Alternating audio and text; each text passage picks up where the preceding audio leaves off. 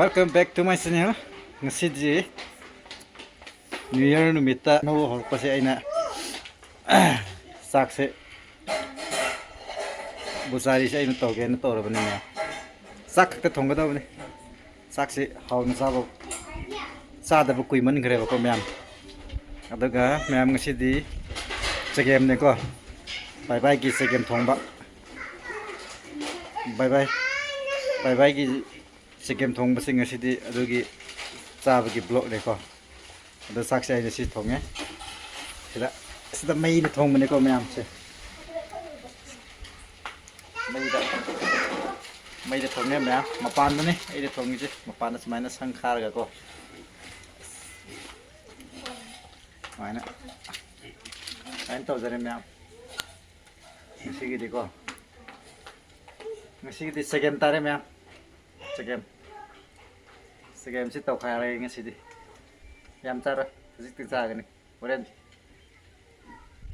sa do kem yam ri ngas ma'am okay ma'am ngasi ki sak sab gi muka yang minar zai segem pom ko ma'am sak sab yang minar se ko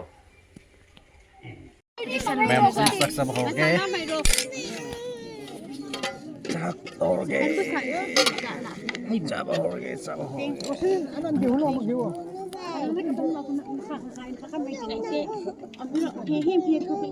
Si maru hin san ham hin ni sa ke.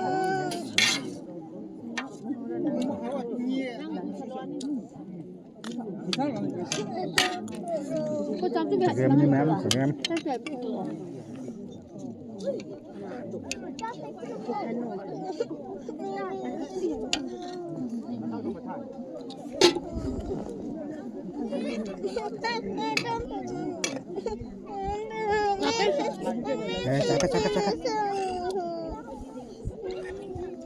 Last okay.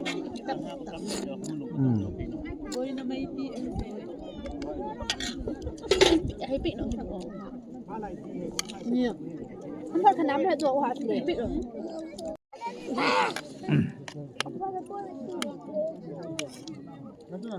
Kuning tu mau. First one hai kau no. First kamu. Two hai mau. Two mau three hai mau ke. Mana dia tu mau? Kau ni second. Tun dah nak kalam nak song kawan dah. Tu mau. Tapi dia ulang dia tu. Lekau sore rumyar. Oi. How bra? Tu jangan kau kisah. Jadi kerja bra. Nah.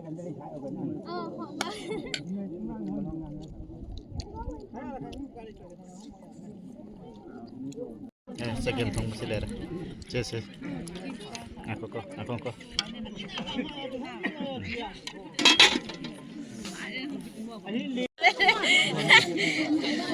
Segem ko myam. Mubang tahu kau ni ne, bonak si. Tahu dre. Indo. Segem tahu ko myam. Segem dah hai agak. Video tu, kaino tu on the tham video, kaino tu. Myam lo sila ke? Myam, saksa belo ne. Mujik jum sila ke myam. Ya. Sila deh myam.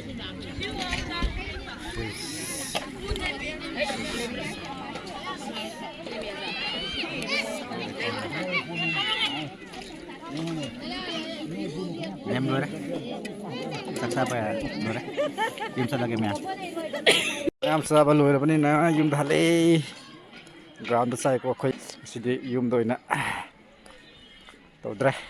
Lam ground doina tau re ko myam. Hey.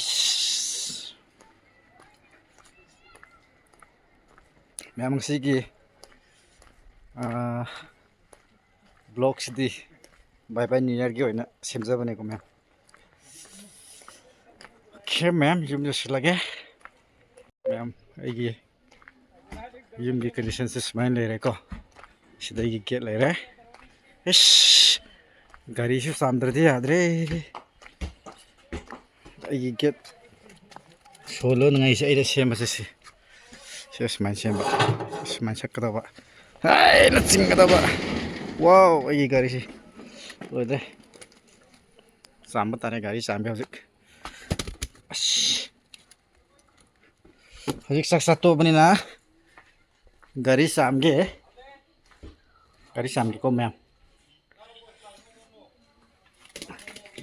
hayenge Imphal da chatke airport ta